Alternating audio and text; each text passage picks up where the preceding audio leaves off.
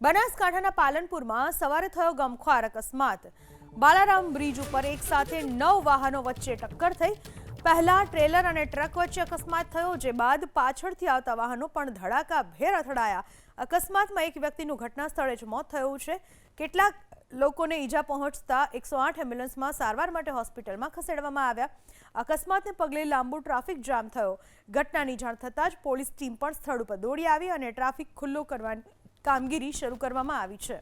બનાસકાંઠાના પાલનપુરમાં સવારે થયો ગમખ્વાર અકસ્માત। બાલારામ બ્રિજ ઉપર એક સાથે 9 વાહનો વચ્ચે ટક્કર થઈ।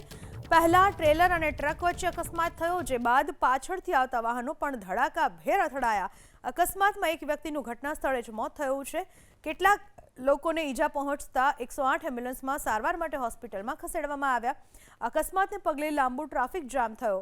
ઘટનાની જાણ થતાં જ પોલીસ ટીમ પણ સ્થળ ઉપર દોડી આવી અને ટ્રાફિક ખુલ્લો કરવાની કામગીરી શરૂ કરવામાં આવી છે।